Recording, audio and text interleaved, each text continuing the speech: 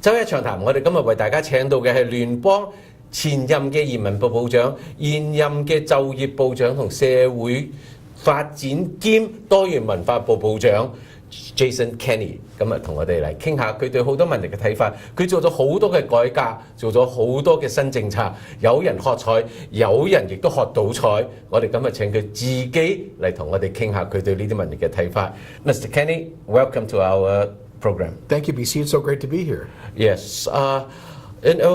You held the Minister of the Citizens, Immigration, Employment there since 2008. Throughout these years, you were known as having make hard decisions, bold, and as some of your critics say that you are the one to reform the uninformable emissions. Yes. So before we go to the specifics of all these the policies, can you share with us what guides you? What is the principle that guide you towards making all these hard decisions? And secondly is, what's the objective of all these changes? What do you want to see? What is the bigger picture that you want to see at the end? Well, what guides me just in my political vocation is the principle of human dignity and the idea of the common good. I think these are universal concepts, but I try to keep them in the center of my mind on everything that we deal with. So one way that Canada expresses its belief in human dignity is by being an open and welcoming country. This is part of our identity.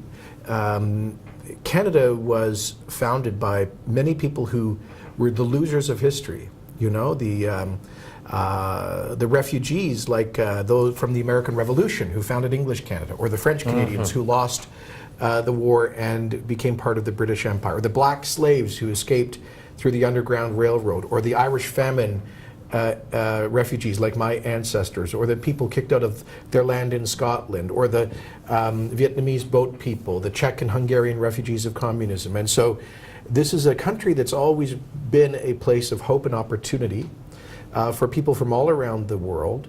And all we really ask of them is that they be loyal, that they become good Canadians, that they work hard, that they be they be responsible for themselves and their families, and that's I think the idea I have of the Canadian community.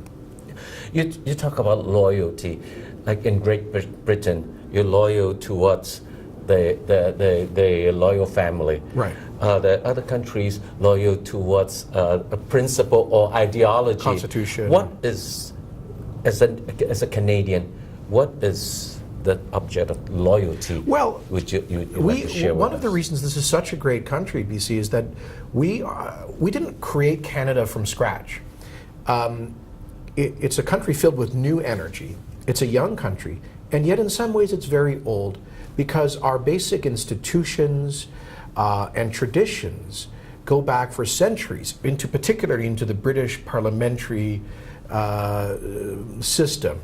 These are institutions which developed, like the Westminster Parliament, based in a constitutional monarchy, the idea of, based on certain values, like the idea of ordered liberty, that people are free, and there's great space for human freedom, but that is limited by the rule of law.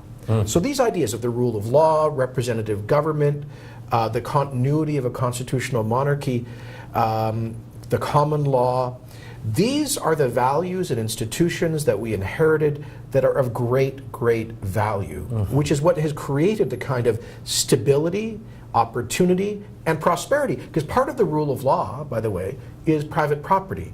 We respect the right of people to own their own property, to develop it, to work hard, and to keep the fruits of their own resources. That's why people want to come to Canada, to pursue economic opportunity. That is not an accident. It's part of our political culture, which is rooted in our history. So when you ask, what are we being loyal to? We're being loyal to those institutions and to those values that are rooted in our history. Great. So now we have a bigger picture and a better picture of what is the objective and the principles that guide you to make all those hard decisions. Yeah. Now let's get to the specifics of the one of the more criticisms against all the reforms. By the way, as I said earlier in Cantonese when I start the show, is that some applaud, of course, some was didn't like it at all. There was lawsuits and things coming out. But one big question is that everyone wants to know is that why the wipe out policy?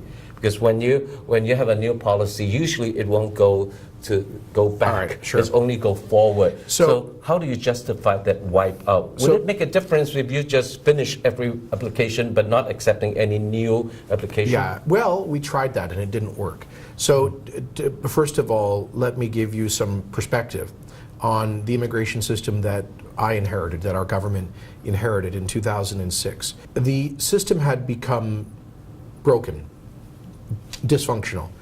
There were 1 million people waiting for up to 8 years for Canada to process their applications for immigration in programs like the Skilled Worker Program, the Investor Immigrant Program, and the Parents and Grandparents Family Reunification Program.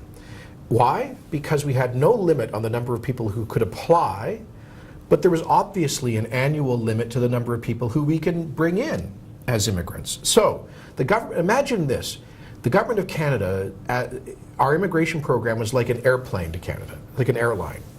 And every year on that airline, there's 250,000 or 260,000 seats available on the plane coming to Canada. But every year we were taking in, say, 400 to 500,000 applications overall, which means we were overselling the plane. Now, you know how upset you are when you bought your ticket, you go to you're waiting to board your flight, and they come on and say, I'm sorry, but the flight has been oversold. We're going to have to tell some of you you cannot go on this flight. You'll have to wait till later.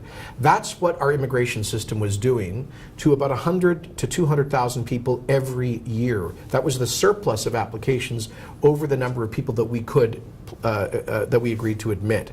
Over time, that became 1 million people waiting 7 or 8 years. And every year that kept getting bigger and bigger and longer and longer. And this meant terrible frustration for people waiting abroad to come to Canada, not knowing when they'd finally get the chance.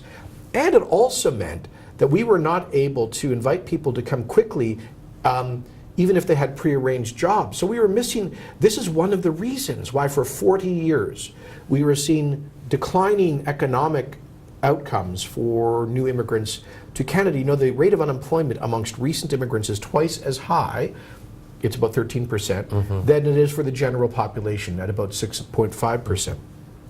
So we needed to fix that system. Now, at first, we passed a law so that we could limit the number of incoming new applications. We did that in 2008. Remember, we had a minority parliament. And a minority parliament, the opposition parties whose support we needed were not really in favor of immigration reform. But we finally did attach to a budget bill this power to limit the number of new applications. And yet it still didn't have much of an impact. We still, 3 or 4 years later, had 600,000 people in the skilled worker backlog alone. So we decided that we had to do something drastic. We had to take a tough decision. And we decided to return those applications that we had not yet processed with their application fees and invite them to reapply if they wanted to come in our new immigration programs. Canada is more generous than ever. Okay, let's be clear about this, BC. We are welcoming this year, 2015, 280,000 permanent residents. On average, since our government came to office, we have welcomed 256,000 permanent residents. This is the highest sustained level of immigration in Canada's history. It's the highest per capita level of immigration in the developed world. And by the way, we've been admitting about 25 to 30,000 people from China alone. We, since coming to office, have admitted over about 250,000 mainland Chinese immigrants. If you include Taiwanese and overseas Chinese, about 300,000 Chinese have become Canadian permanent residents, and about half of them have become citizens. So we're welcoming huge numbers of people. But now with express entry, the new Investor Immigrant Program, the reformed Parents Reunification Program, now people are able to get decisions within months rather than years, meaning that their start in Canada will be much better. Your current file is the employment, and mostly on the news is about the temporary workers, the programs. In the past, people have the perception and expectation that I start to come to Canada as the temporary worker, and with the hope and with the expectation that I can move forward with the Canadian experience and will eventually become a Canadian citizen. Is it right to say that kind of a ladder and a perspective is changed? Now No, it's well, in more fact, like temporarily is temporarily. If you want to be a Canadian citizen, you have to start and apply from scratch all over again. No. In fact, the opposite, I would say, is true. In 2008, one of the most important immigration reforms I made was to create a new category called the Canadian Experience Class that invited people here as so-called temporary foreign workers, people here on work permits, who have at least are semi-skilled and who have worked in Canada for at least 12 months, to apply for and obtain permanent residency from within Canada. We also invited foreign students to come and become permanent residents through this new program after they had completed their studies and done at least 1 year of work in Canada. So we also massively expanded the provincial nominee programs, like the British Columbia Immigrant Nominee Program. We increased those by tenfold, from 4,000 permanent residents coming through as provincial nominees in 2005 to 44,000 last year. So a lot of the immigrants coming in through the nominee program were people who arrived on work permits, and then we created a whole new federal category allowing temporary workers to transition into permanent residency. However, there is a caveat here. Those pathways to permanent residency are focused on people with higher levels of skills. To be honest with you, all of the research, all of the data, all of the experience on immigration in developed countries suggests that immigration policy should try to focus the selection of economic immigrants based on those with higher levels of skills and at least some decent level of language proficiency. People who are coming here in entry-level jobs, some of them do well, and they're wonderful people and they work hard and we value them. And they choose to come here on temporary visas. But statistically, they end up receiving far more in the way of social benefits than they pay in taxes. BC, the reason we have immigration in large measure is so that we can ensure that we have a growing population and economy as our Canadian population ages and our workforce shrinks. We have to be shrewd about this. We have to be practical about this. We have to select people who are more likely to create more economic value than they consume in terms of public services, and that explains our immigration policy. Thank you. Let's take a break and we'll continue our discussion. 我哋休息一陣，即刻再返嚟。